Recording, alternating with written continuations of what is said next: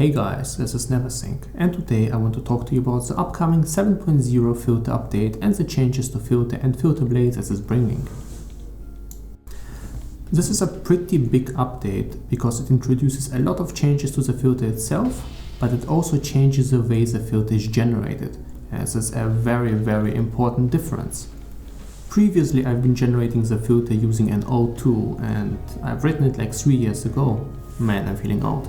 And this tool was not my best thing I've ever programmed. I was very inexperienced before, and when it comes to writing such tools. So I've completely rewritten it over the past 2 months, and the new application I'm using is much more powerful. Difference, and why I'm telling it to you, is that the new tool knows a lot more about the game knowledge. Now obviously the new tool is not an artificial intelligence and it doesn't know it by default, so basically I've spent some time thinking about how can I quantify,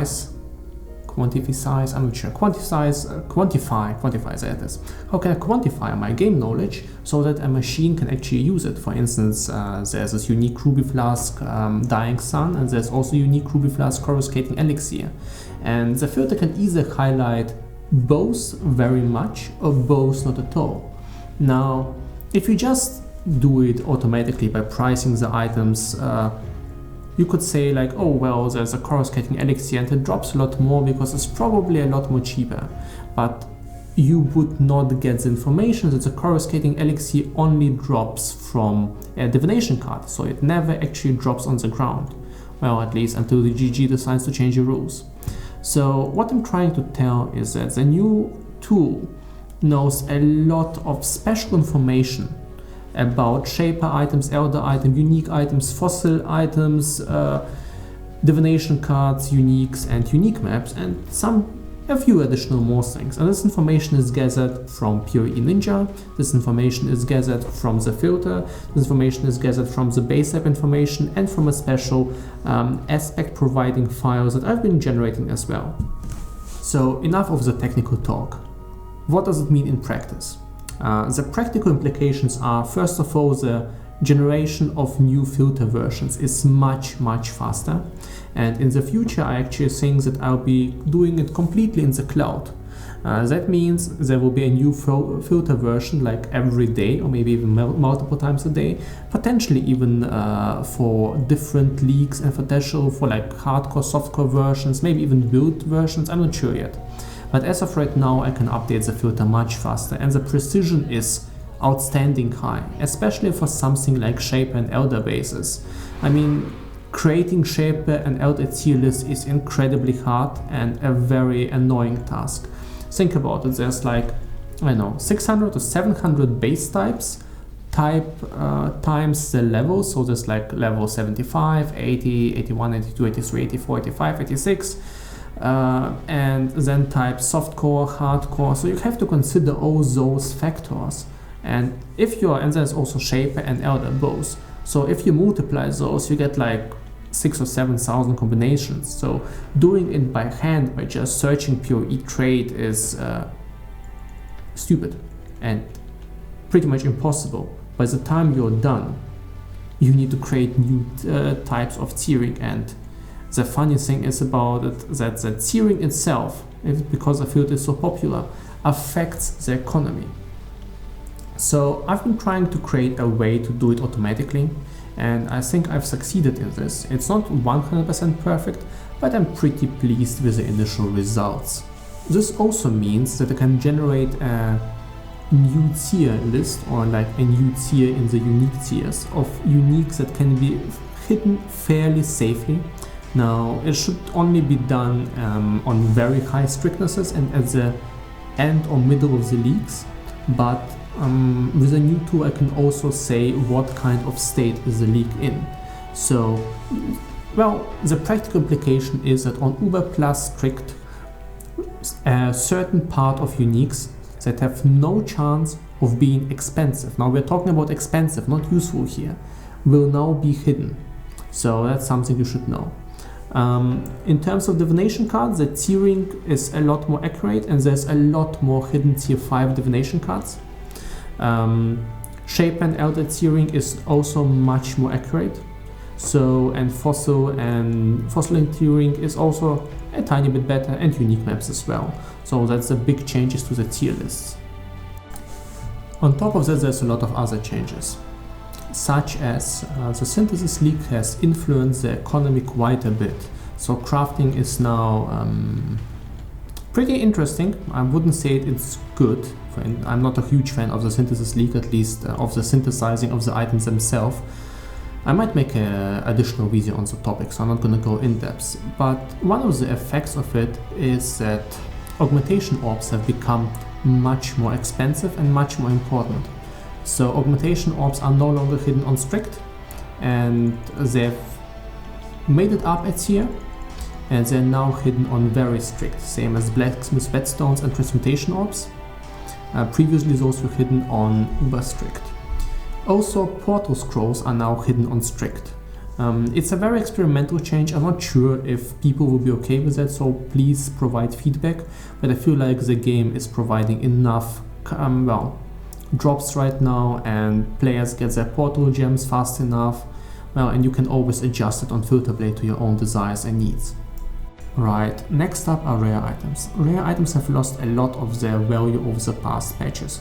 Shaper items, Elder items, synthesized items, incursion bases, delve bases. There's a lot of things that basically make picking up normal rare items not very profitable, and frankly usually a pretty bad idea.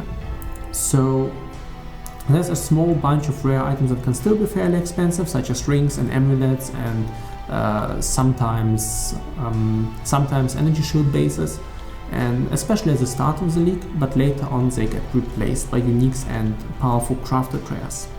So the filter is representing this change. By the way, I'm not trying to say if this change is good or bad for the game. I'm just trying to create a filter that's good for the community and basically represents the current meta. So what this means is that the filter now highlights only small boots, gloves and helmets as tier 1 rares, and only a few small weapons, and the only larger item it highlights is a Val Regalia. There's also some changes to the types of items. It has much more focus on ES bases now, and the trinkets, belts, rings and amulets also have more focus on ES bases and have removed some bases from tier 1 and those went to tier 2. So basically it makes the filter stricter, especially on the strictness. There's a lot of strict in those words, and this strictness shows quite way less than before, strict and very strict actually. And I think it's a good change considering how the game works right now. So I think at the start of the league, strict is more or less an optimal version once you have your super basic gear covered, but afterwards you can go to very strict. But I think talking about the choice of strictness deserves a video of its own, so let's move to the next topic. The next topic are fractured items, and highlighting fractured items is a serious butthurt because it's very hard to tell if a fractured item is good or not. There's a lot of combinations, and there's a lot of item level combinations, and you can't tell how many mods a fractured item has. And on top of that, I'm not a huge fan of how it clutters up the screen, and for instance, not for instance, but it's a very important thing, you can't hide fractured items. So that's something that's really annoying because there's way too many of those, especially in certain memory fragments.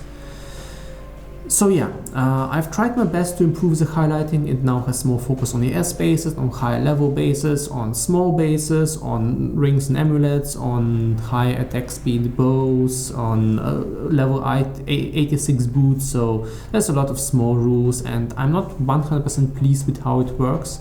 My personal hope that filters will gain more power and access to tools to evaluate fractured items, like how many fractured mods an item has.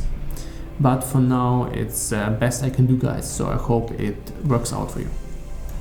Now there's a lot of other optimizations, for instance less highlighting for 5-link items, especially 5-link weapons, a better section for stacked currencies now that those drop in memory fragments, less focus on 29 and 30% quality items that don't have something special to them, a lot of smaller changes, some changes to Perandus coins. Basically the change log can be provided, so well, the change log can be found in the description. And I think that's more or less everything, guys. The Reddit post for this video should be up when the video will be live, and I hope you enjoy the new update. Now keep in mind this is a 7.0 version, and such large versions are always combined with a few problems or bugs.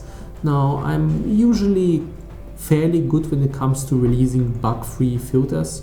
I've had some practice, but keep an eye out on Reddit, keep an eye out on maybe, I don't know, my Twitter or YouTube, so if there will be something strange, I'll update it ASAP. But I've been testing the filter for quite a few days and there's a lot of tools, so I hope everything works out smoothly. As usual, Filter Blade will be updated as well. It also receives a few new features.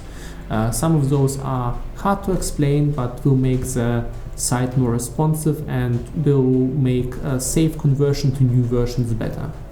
So yeah, I'm not sure what to think about this video, to be honest. I've been talking a lot of technical things and it's way too long, but if you guys want to see me talking about a certain topic, I don't know, if it's a leak, something filter related, or in general anything PoE related, please write in the comments. So yeah, thanks for watching. Special thanks to Tobnac and Cadence for supporting me in the development. Huge thanks to all the Patreons, and thanks to everyone for their feedback and watching. Have a nice day. Goodbye.